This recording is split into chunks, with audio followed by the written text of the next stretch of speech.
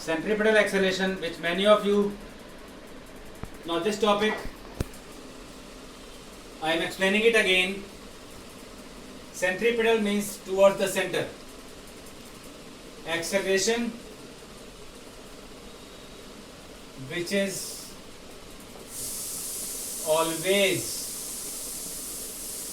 directed towards the center of circular path, is known as centripetal acceleration or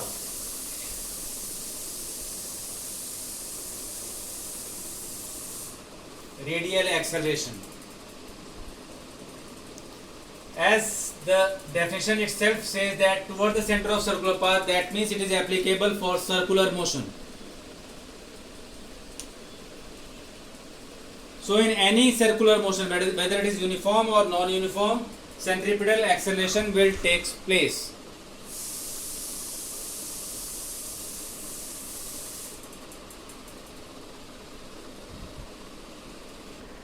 Now, as you all know that acceleration is a vector quantity, so it must have a direction, and acceleration is defined as, normal acceleration is defined as rate of change of velocity.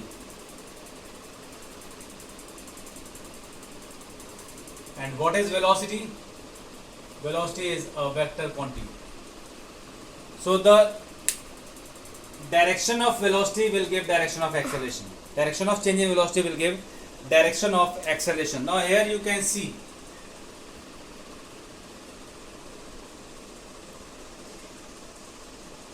an object is performing circular motion.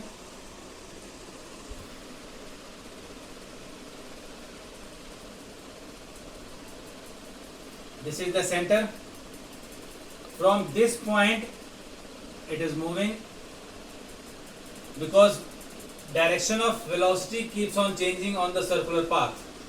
So let this velocity be v1. Because this is uniform circular motion,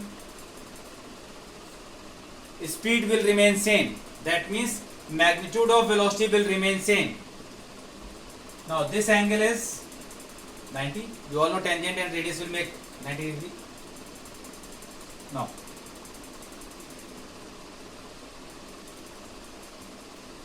this is again radius. After some time you reaches this point, but here the velocity will have another direction, but magnitude will remain same because this is uniform circular motion.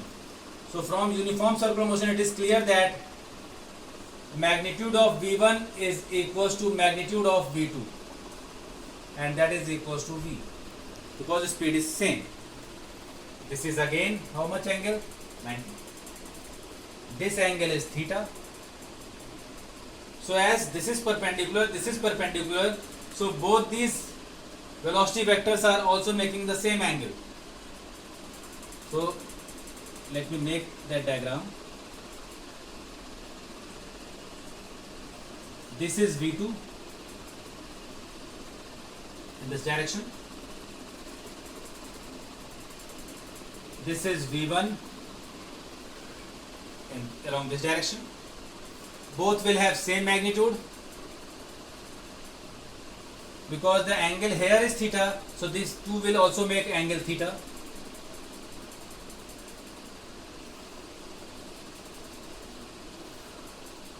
Now the difference of these two, that is delta v or dv. This is delta s or ds, change in displacement. So here you can see that the difference, that is change in velocity, is represented by this. Change in velocity is represented by this part. This is directed towards the center of circular path. Direction of dv is towards the center of circular path. from wherever you draw, the direction of change in velocity is always directed towards the center of circular path. Now as you know, the magnitude of V2 and V1 is equal, R and R is equal, this angle between the two equal sides is also equal, so these two triangles are similar. This you need not prove. In similar triangles ABC and OPQ,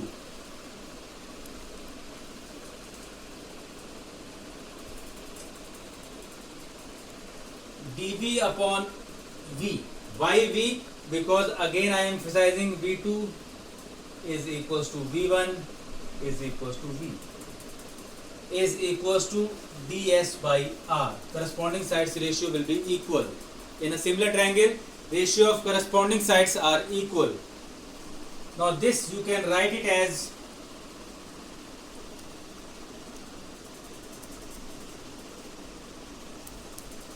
dV is equals to V ds by R.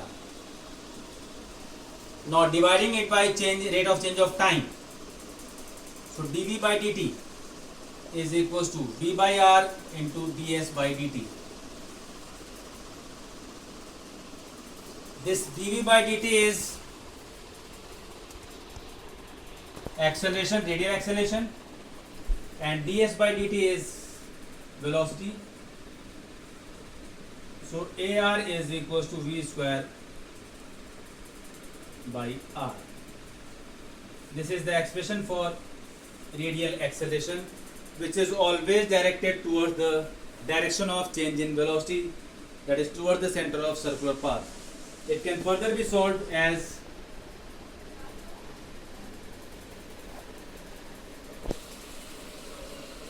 so radial acceleration or centripetal acceleration can also be written as R omega square, or if you will replace omega by 2 pi f,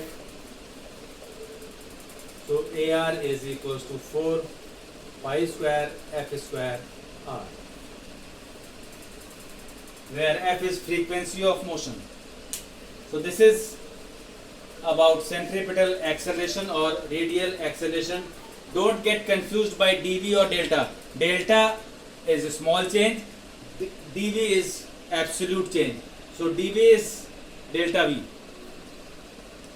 dV means change in velocity, dt means change in time, delta V is change in velocity, delta t is change in time. This is a small change, this is absolute change. This is how you will prove the centripetal acceleration or radial acceleration. Thank you. Hope